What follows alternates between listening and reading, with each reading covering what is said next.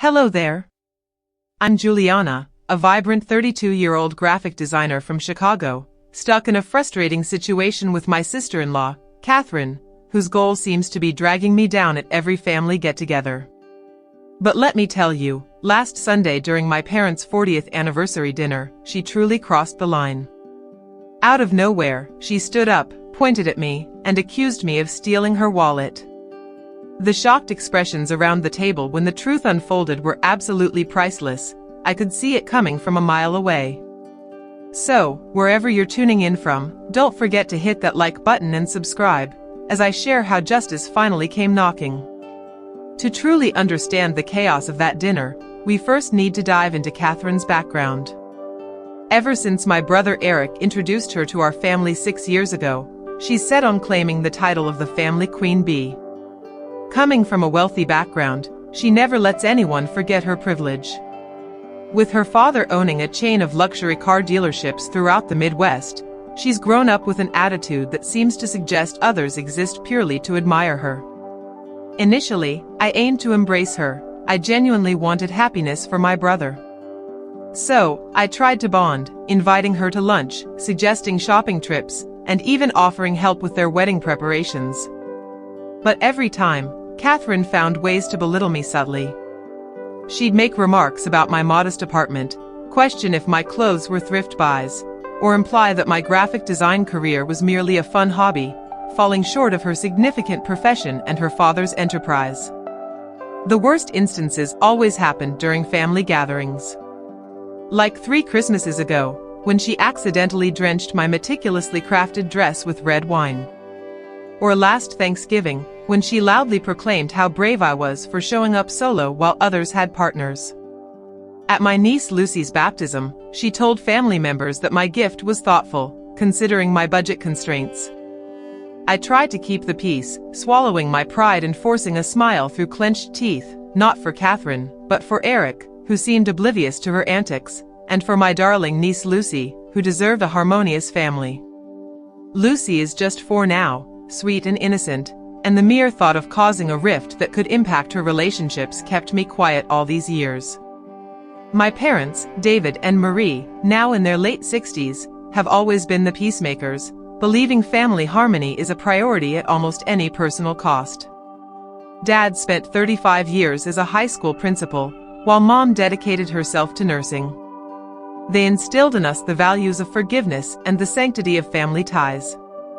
However, when Catherine's behavior became intolerable, they would gently steer conversations away or find ways to separate us during family events.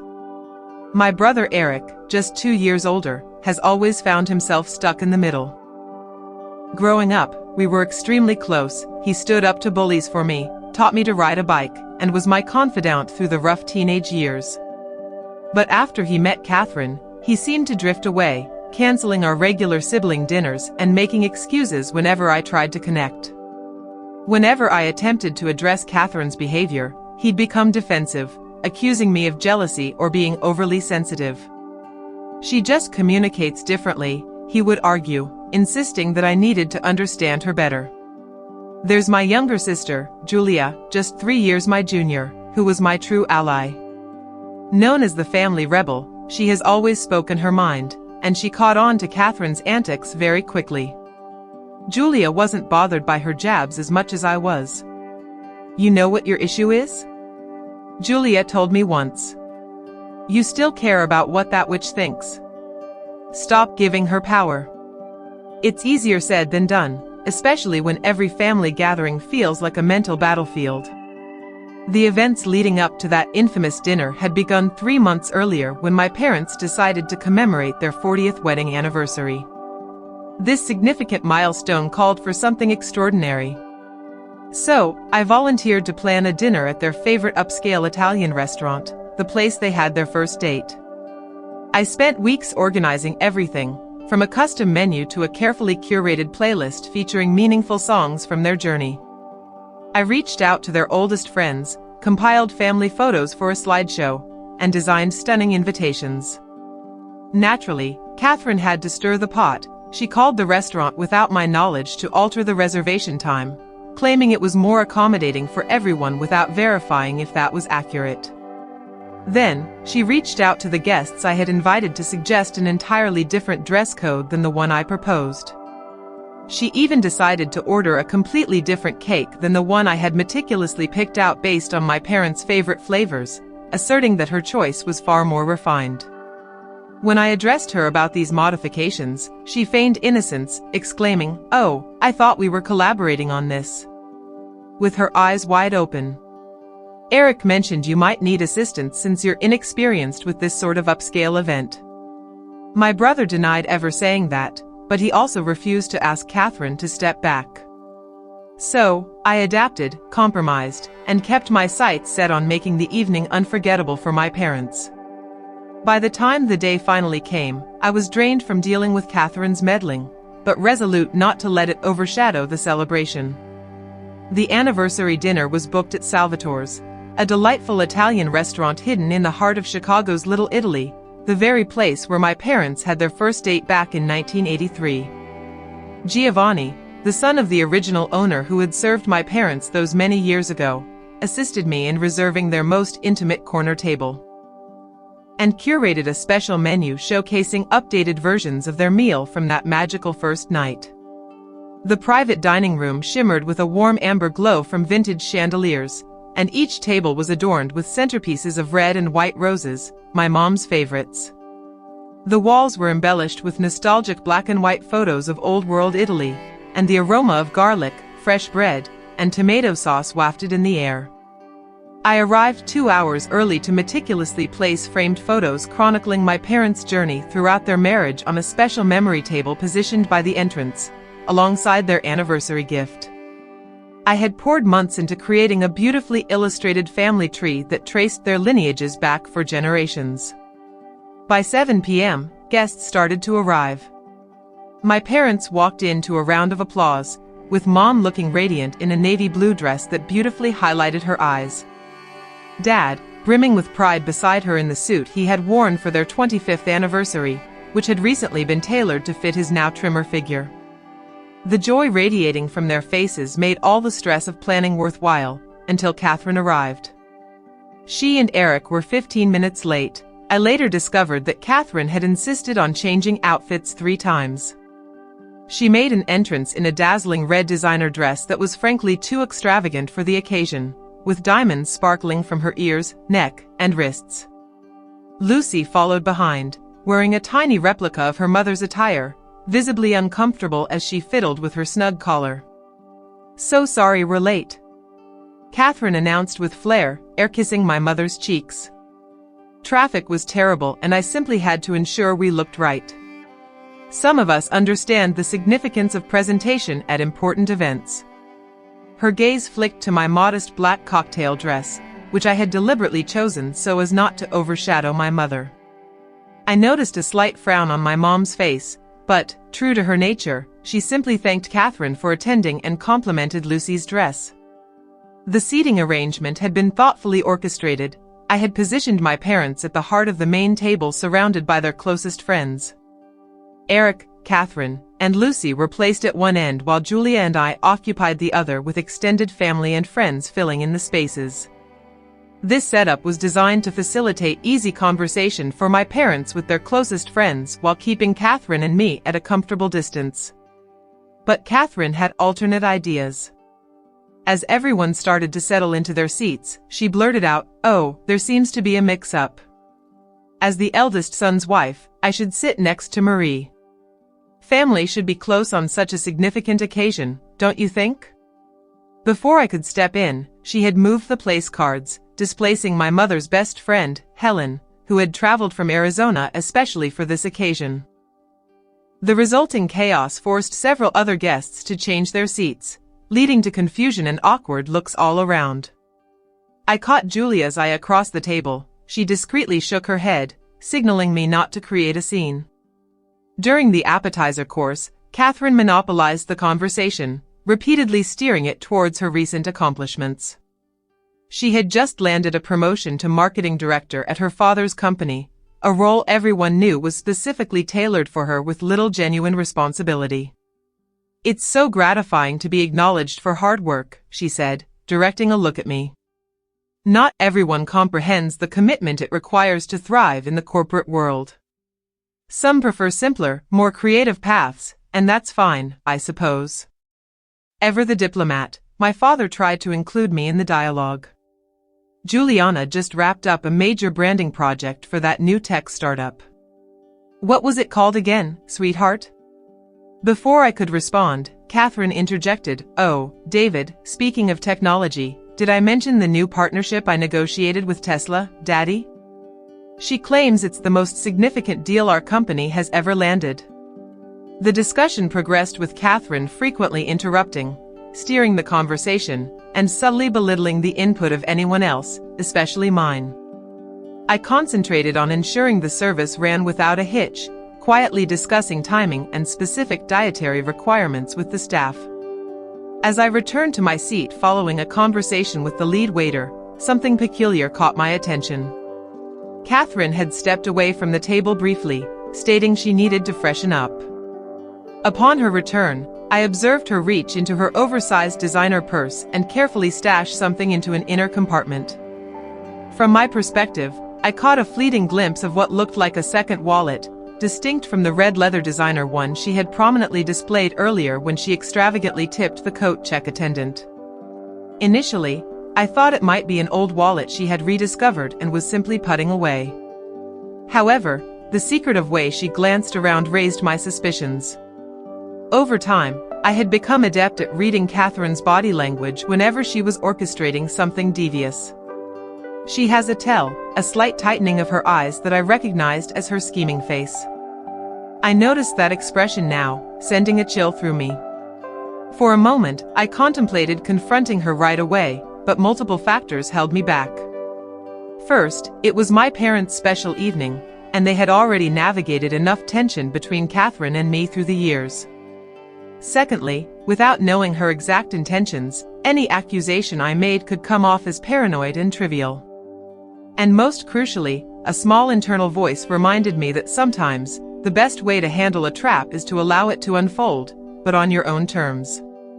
So, I stayed observant, keeping a cheerful demeanor while my mind raced. After returning to her seat, I noted how Catherine deliberately placed her large handbag on the floor right between her chair and mine, even though a perfectly good handbag hook was available under the table at her seat. The bag was notably within arm's reach of mine, a detail that felt intentionally staged. Throughout the main course, I engaged warmly with other guests while maintaining a subtle awareness of Catherine's bag. I noticed her check on it several times, pretending to look for her phone or a tissue, but always with that calculating look. Whatever game she was playing, it was evident that she was meticulously setting the stage. For the first time in our long history of conflict, I felt a step ahead of her. The atmosphere in the private dining room intensified during the main course. What should have been a joyous celebration of my parents' love story increasingly resembled a conversational minefield. The luxurious plates of ossobuco and handmade pasta seemed to fade into the background as the emotional undercurrents became more pronounced. Uncle Robert, my father's brother, who never seemed to master the skill of gauging the mood, innocently broached the subject of the family cabin in Michigan. "So, David, have you decided who will inherit the cabin and what happens with the will?" Not to be morbid on your anniversary, but I was discussing family assets with my financial advisor. A heavy silence descended upon the table. The cabin had been part of our family for 3 generations and was filled with countless cherished memories for Eric, Julia, and me. Sadly, it was also a source of contention since Catherine had openly expressed her desire to renovate it into what she referred to as a proper lake house and essentially claim it for herself. "We haven't reached any final decisions yet," my father said cautiously, looking uncomfortable. "This isn't really dinner conversation, Robert." But Catherine jumped at the chance. "Well, since it's been mentioned, Eric and I have been discussing some fantastic ideas for modernizing the cabin. It seriously needs a lot of work, and we'd be more than happy to invest in those renovations if, well, you know," she said with a sweet smile. "It would be a wonderful place for Lucy to grow up visiting, just like Eric did." The implication was unmistakable. The cabin should go to them because they had a child. A familiar tightness gripped my chest, the kind that always manifested when Catherine exploited her position as the mother of the only grandchild to gain an advantage. "The cabin is perfect just the way it is," I said, striving to keep my voice light. "Its rustic charm and family heritage are what make it special. Modernizing it would erase that uniqueness." Catherine's eyes narrowed slightly. That's such a typical reaction from someone resistant to positive changes. "The cabin has plumbing from the 1960s. Juliana, surely even you can see that needs at least some updating. There's a distinction between necessary updates and completely altering the character of a place." I responded, noting how my mother, sensing the impending tension, swiftly shifted the topic to Julia's new promotion at the hospital where she worked as a pediatric nurse. However, Catherine wasn't done causing a stir. "Speaking of careers," she chimed in, barely letting Julia speak for 30 seconds.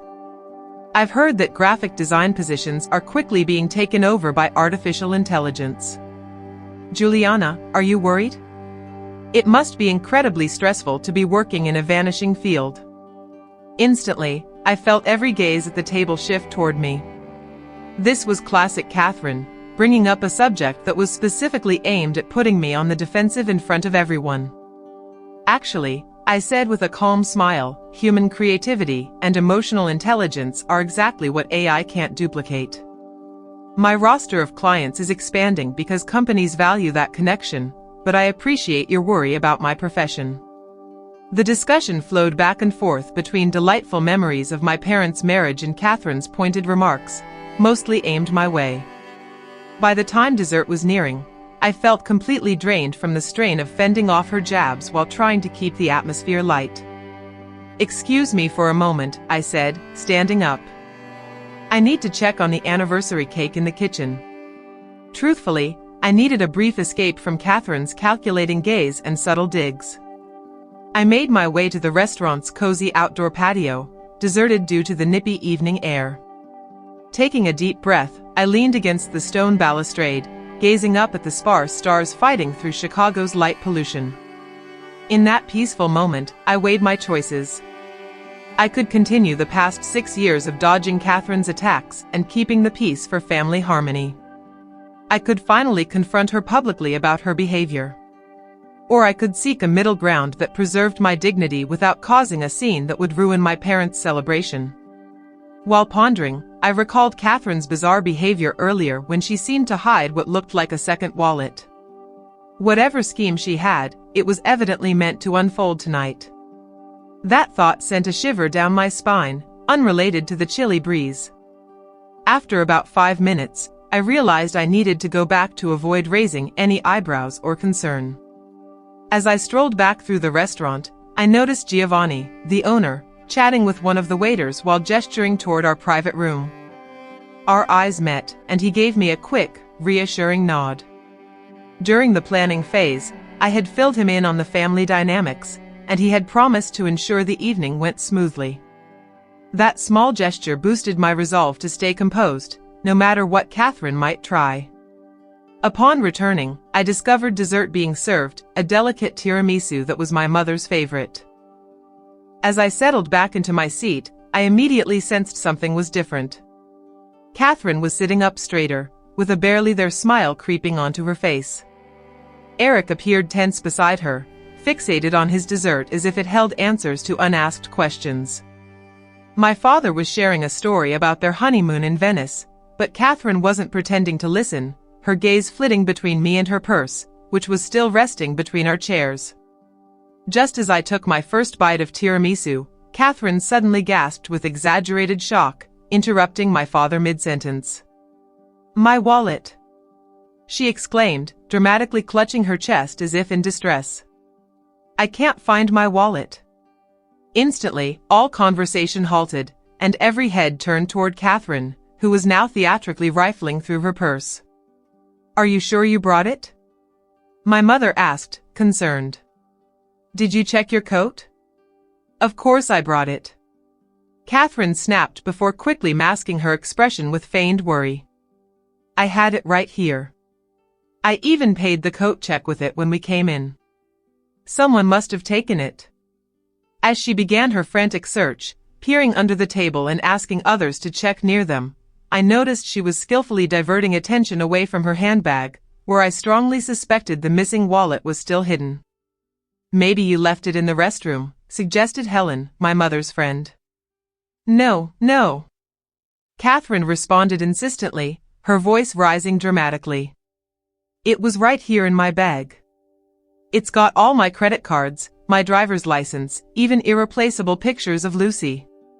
As the search spread and guests stood up to peer under their chairs, I saw Catherine's eyes darting towards me, assessing my reaction. I maintained a neutral demeanor, helping to scan my area of the table, even as I felt the trap beginning to close around me. Hold on, Catherine interrupted suddenly, lowering her voice to a dramatic whisper. When exactly did you get up from the table earlier, Juliana, and where did you go? The tension in the room thickened like a storm cloud. Many looked puzzled, not grasping the underlying suggestion, but I was fully aware of her intent. I stepped out to the patio for a breath of fresh air, I replied calmly, before discussing the cake with Giovanni. Why do you inquire? Catherine's gaze sharpened, and I could see the gleam of satisfaction that indicated I had fallen right into her trap. Isn't it odd? She said slowly, that my wallet vanishes just as you leave the table, and you were gone for quite a while, weren't you? The mood in the room shifted abruptly. I could feel the awkwardness as guests began to catch on to Catherine's implications. My mother looked alarmed, while my father seemed perplexed and anxious. Julia was halfway out of her chair, anger clearly visible on her face, but I met her gaze and subtly shook my head. This was an exchange meant solely for Catherine and me. Are you implying I took your wallet? I maintained my composure as I spoke. That's a serious claim, Catherine. She didn't answer me directly. Instead, she addressed the entire table. Has anybody seen my wallet? It's a red leather Prada with a gold clasp, very distinctive and obviously worth a lot. Of course, no one had seen it because I was increasingly convinced it was hidden right where Catherine had stashed it, awaiting her dramatic moment. The private dining room at Salvatore's had fallen completely silent. The restaurant staff, sensing the tension, discreetly stepped back. Even the gentle Italian music in the background seemed to fade, as if the whole establishment was holding its breath. Catherine rose slowly, the sound of her chair scraping against the hardwood floor slicing through the silence. Every set of eyes was locked on her as she stood tall, her face transforming from worried search to righteous indignation practically in an instant. You, she declared, pointing directly at me, her voice escalating to almost a shout, you stole my wallet, you despicable thief.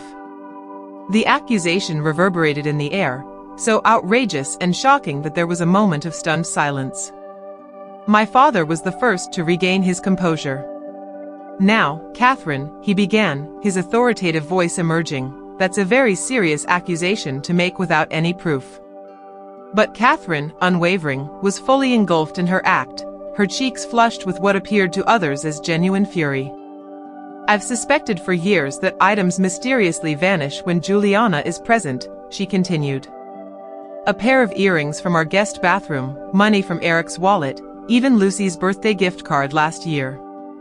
I never brought it up before because I wanted to maintain peace, but this is going too far. It felt as if she had struck me physically. Not only was she accusing me of tonight's theft, but she was retrospectively blaming me for her imagined larcenies from the past, things I had never even known about until now.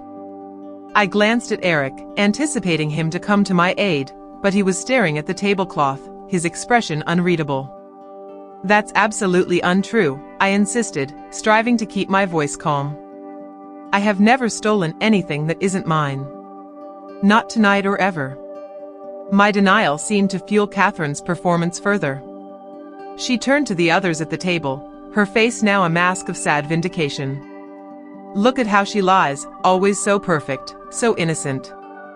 Juliana, the graphic designer, the devoted daughter everyone adores.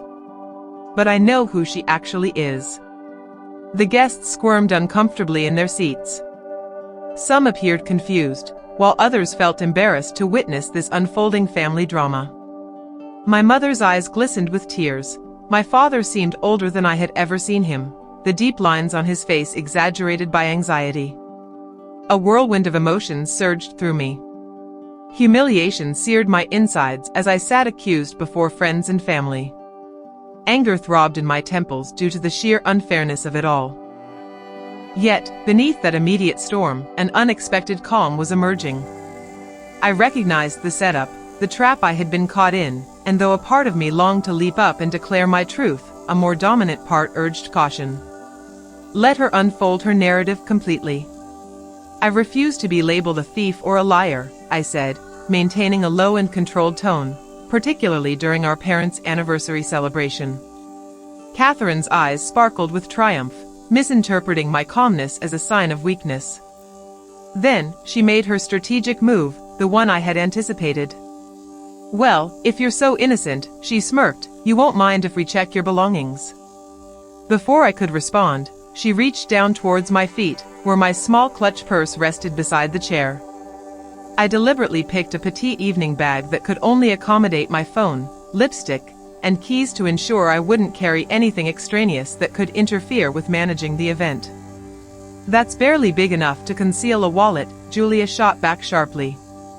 "True," Catherine nodded, straightening with a predatory grin. "But this." She reached for the sizable tote bag that had been resting between our chairs.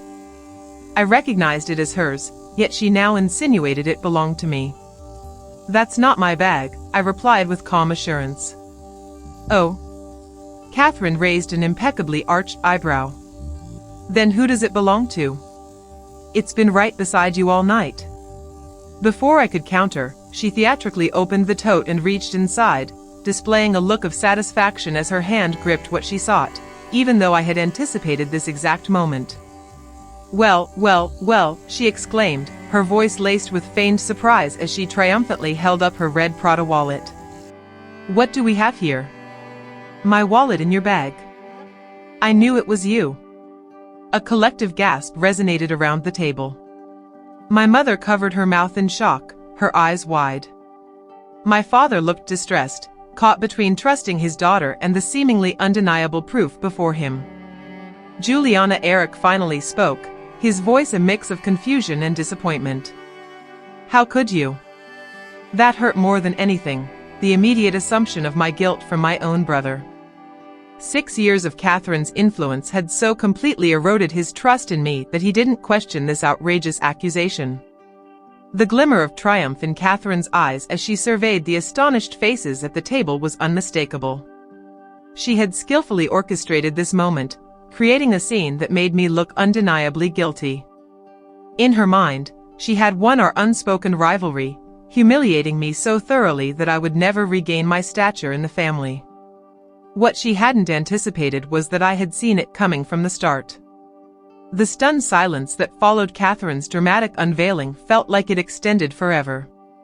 My family and their friends were transfixed on the red wallet in her hand, glancing at me with expressions that melded confusion, disappointment, and discomfort. The perfectly planned anniversary celebration had taken a disastrous turn, and I had become the apparent villain. And then I did the most unexpected thing. I laughed. It began as a small giggle and swelled into full, genuine laughter that I couldn't suppress no matter how hard I tried. The absurdity of the situation, the complex trap Catherine had laid, and her belief that she had finally outsmarted me struck me as hilarious in that tense moment. My laughter broke the frozen scene. Catherine's victorious demeanor faltered, replaced by confusion and then anger as she realized this was not the reaction she had been expecting. "What's wrong with you?" she demanded.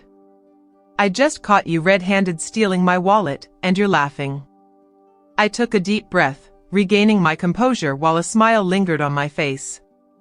"I'm laughing, Catherine, because that isn't your bag, and we both know it."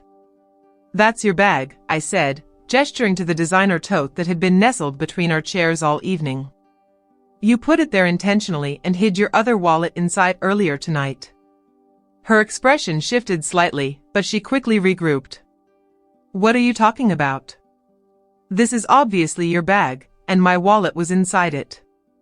Actually, I replied calmly, if you look inside that bag, you'll find items that belong to you, not me. Like perhaps your makeup compact with your initials, the specific hand sanitizer brand you always use, or even the little notebook where you jot down perceived slights about family members to mention later. I had been vigilant in observing Catherine, noting the small details that often eluded others. The shock flashing across her face indicated I had struck a nerve with at least some of my observations. You're trying to confuse everyone, Catherine insisted, though her voice had lost some of its confidence. The fact remains my wallet was in that bag next to your chair. Yes, I concurred. In your bag, strategically positioned to look like mine after I witnessed you place a second wallet inside it when you returned from the restroom earlier. Gasps and murmurs swept across the table as the implications of my words began to register. My mother shifted from distress to confusion, while my father moved from disappointment to measured contemplation. That's ridiculous, Catherine scoffed, but there was a hint of panic creeping into her tone. Why would I carry 2 wallets? An excellent question, I answered. One that I posed to myself when I saw you slip something that bore a strong resemblance to a wallet into that bag earlier. Initially, I wondered if you had stumbled across an old wallet tucked away in your purse. However, I quickly observed how meticulously you arranged the bag between our chairs and the way you kept throwing glances my way during dinner, that calculating gaze you adopt when plotting something. I turned to address everyone at the table. What Catherine didn't realize is that I've dedicated 6 years to understanding her tactics. I'm fully aware when she's orchestrating a scenario. This was simply the first time I had any concrete proof. This is absurd, Catherine sputtered. You're fabricating tales to mask your thievery. Actually, I replied, we can definitively resolve this situation. I directed my attention to the back of the room where Giovanni, the restaurant owner, had been silently observing the unfolding drama. Giovanni, would you be so kind as to share what we talked about while preparing for tonight's event? Giovanni stepped into view, his professionalism slightly strained as he was pulled into our family turmoil. When Miss Williams was coordinating this celebration, she inquired about our security protocols. I informed her that following a theft last year, we had installed hidden security cameras in all our private dining areas. Although they primarily serve to protect our guests' belongings, they capture footage continuously. The color quickly faded from Catherine's face, and for a moment, I thought she might faint. You knew, she murmured, her gaze fixed on me. You were aware of the cameras, and you let me act. I confirmed, yes, I knew there were cameras. However, what I didn't anticipate was your precise plan. But when I spotted you concealing something in that bag, I had my suspicions. It just didn't occur to me that you would take it this far and publicly accuse me of stealing. Eric had been listening with an expression of horror that's been growing on his face. Suddenly, he stood up forcefully.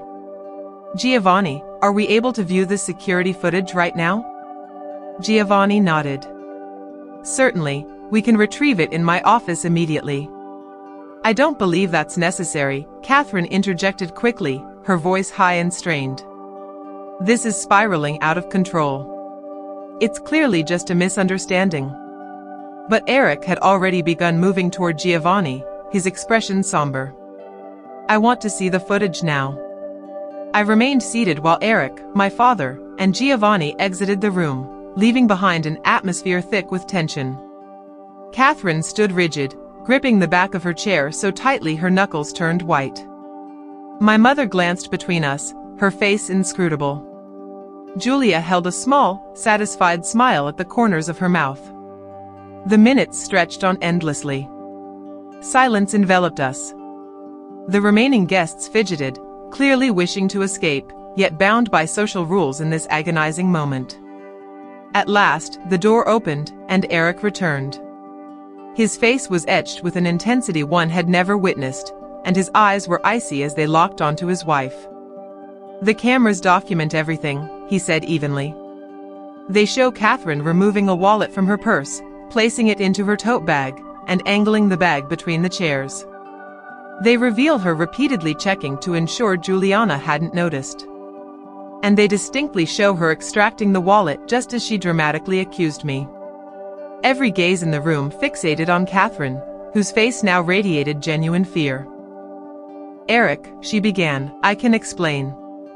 "Don't," he interrupted, his voice sharp as a knife. "Just don't.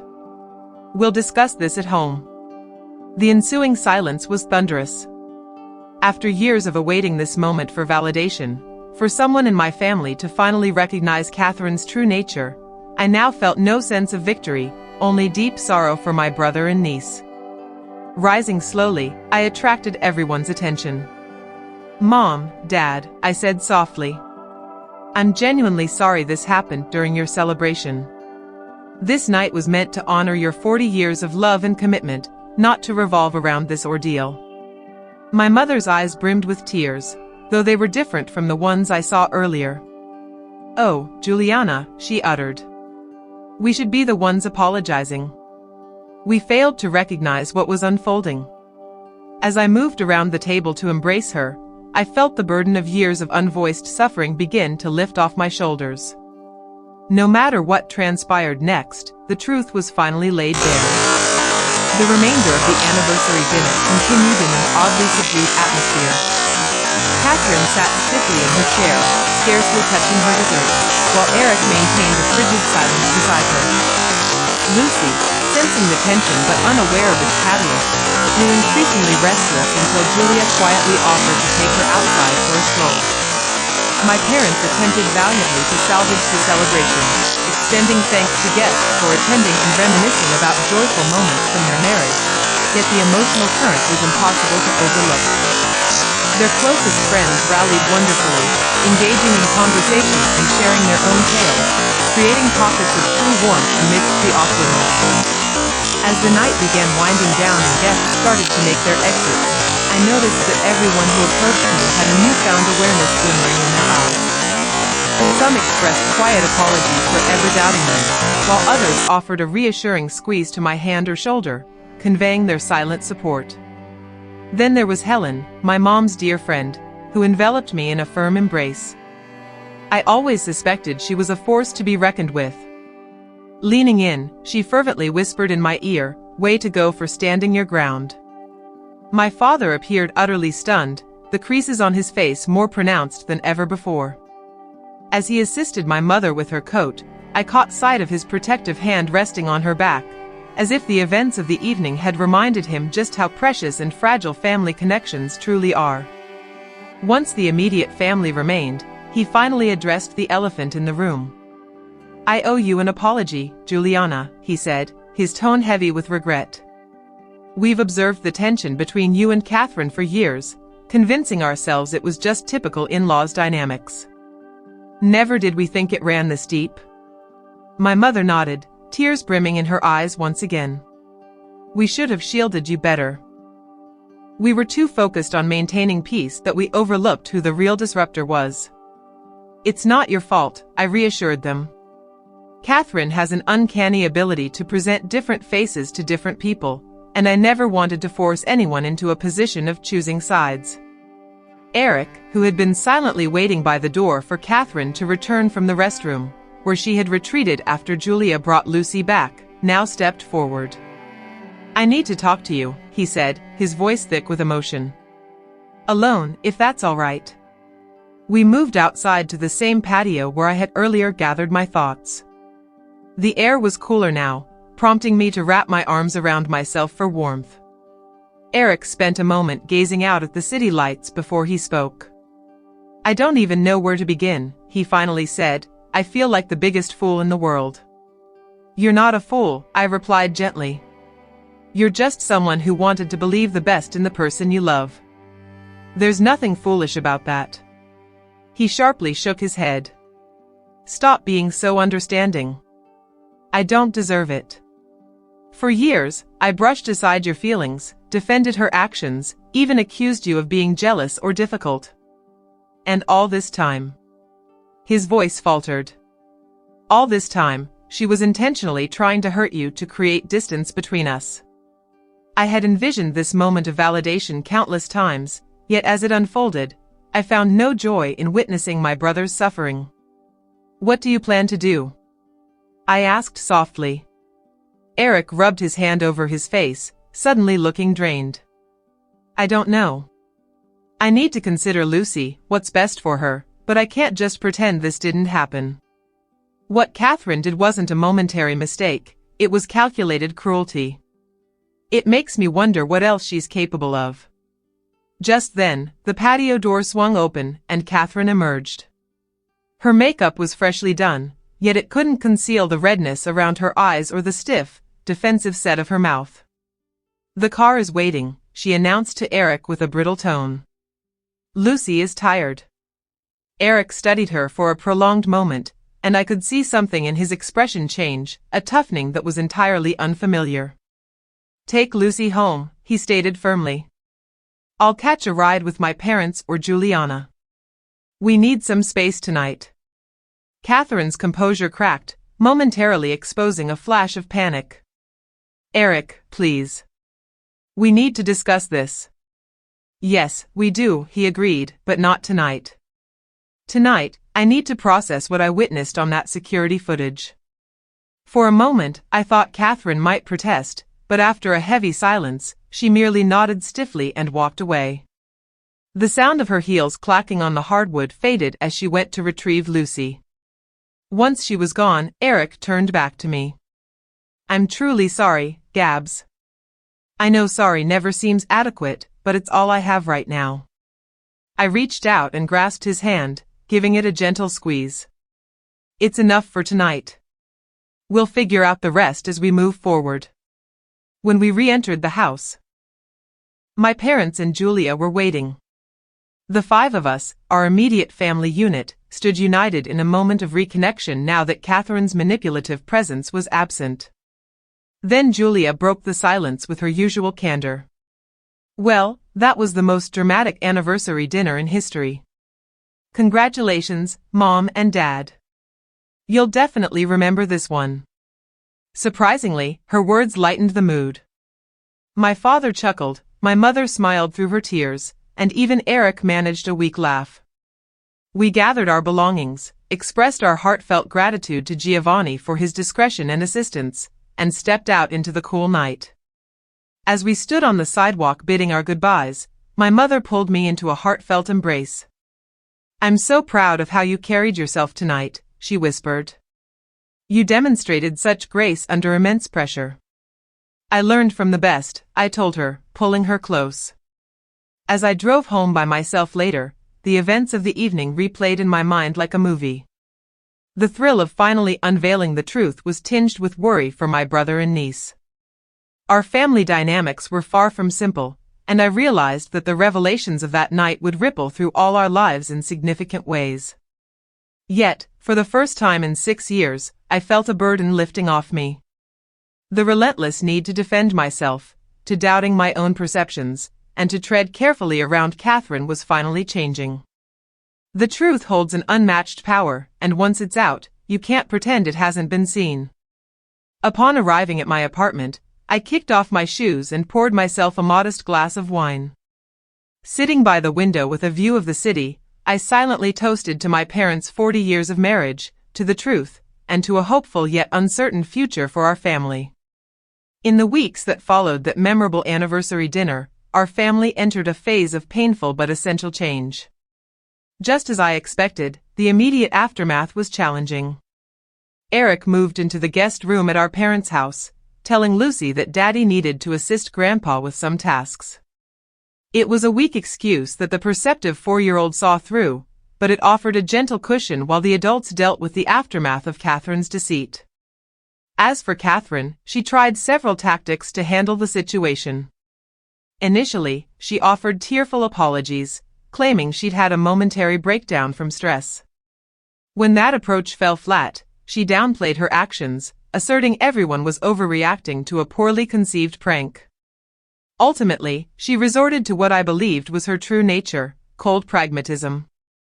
She hired an expensive divorce lawyer and threatened to limit Eric's time with Lucy if he proceeded with the separation. This final move backfired hugely. The security footage from the restaurant, which Giovanni had saved, served as damning proof of Catherine's intentional attempt to frame me and tarnish my reputation. Finally recognizing how deliberately she behaved from the start. In this tumultuous time, I sought the expertise of a therapist, Dr. Catherine Torres, who specialized in family dynamics and healing from emotional trauma. Her support was essential as I navigated through the complex aftermath of sustained manipulation. During one session, she shared, "What you experienced was a kind of psychological abuse. When your perceptions are consistently denied or ignored, it can lead you to doubt your own reality. That's what gaslighting is, and healing takes time." With Dr. Torres's insights, I began to rebuild my self-trust. I re-established connections with friends who had distanced themselves during my time with Catherine. Many had sensed that something wasn't right but didn't know how to reach out. I dedicated time to self-care, engaging in activities that uplifted my spirit, like hiking along Lake Michigan, trying out that pottery class I had always wanted to take, and diving back into reading for pleasure. On the professional front, I channeled my newfound energy into my design business. I had always excelled at my craft, but I discovered a newfound confidence in my creative vision. I began to venture into bolder proposals with clients I would have previously avoided, and to my astonishment, those were the ideas that resonated most powerfully. Within 6 months, I had secured 2 significant contracts with national brands and even hired my first employee to manage the growing workload. Yet, the most profound healing came through an unexpected source. Approximately 4 months after that anniversary dinner, I received a heartfelt message from a woman named Sophia, who identified herself as Catherine's former college roommate. She had learned about the dinner through mutual friends and reached out, saying, "I've walked in your shoes." Over coffee at a cozy cafe, Sophia opened up about her experiences with Catherine during their college years. The similarities in our stories were striking, from Catherine's careful alliances to her subtle undermining tactics and elaborate schemes aimed at making Sophia seem unstable.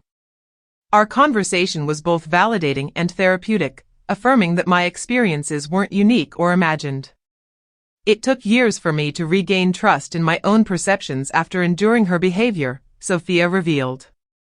But what helped the most was connecting with others who had similar experiences. It truly showed me I wasn't alone. Motivated by this newfound connection, I established a small private support group for individuals healing from manipulative relationships. We met monthly at a community center, exchanging stories and strategies for recovery. By helping others, I discovered my own path to healing, transforming my pain into purpose. As the 1-year anniversary of that life-altering dinner approached, I reflected deeply on the changes that had taken place. Eric was tentatively dating again, this time a kindergarten teacher he met at one of Lucy's school events. My parents seemed lighter and more connected, strengthened by overcoming the family crisis. Julia had received a promotion at the hospital and was contemplating pursuing a master's degree in nursing administration. And as for me, I had absorbed lessons that would influence the course of my life forever. I learned the importance of patience, of thinking strategically, and of waiting for the right moment rather than reacting impulsively. I discovered that sometimes the most potent response to manipulation is simply letting the truth unfold in its own time.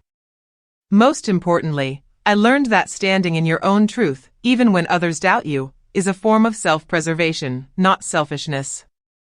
For years, I had hushed my voice to maintain peace, convinced that harmony necessitated my silence. Now, I realized true harmony can only exist where truth is acknowledged and respected. The last encounter I had with Catherine was at Lucy's 5th birthday party, an event carefully planned to remain neutral at a children's play center.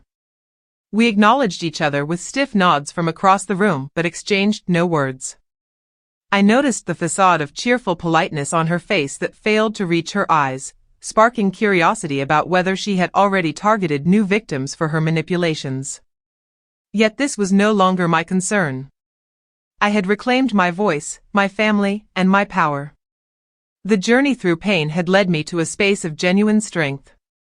And perhaps that's the most precious lesson of all. Sometimes our deepest wounds foster the greatest growth. The experiences meant to dismantle us can instead become the foundation for constructing a more authentic, empowered iteration of ourselves, provided we find the courage to confront them honestly and the wisdom to reshape them into something meaningful. Have you ever experienced someone trying to manipulate a situation against you? How did you handle it? And what did you learn from the experience? Share your story in the comments below. And if this story resonated with you, please like, subscribe, and share it with someone who might need to hear that standing in their truth is always worth it, even when it's difficult.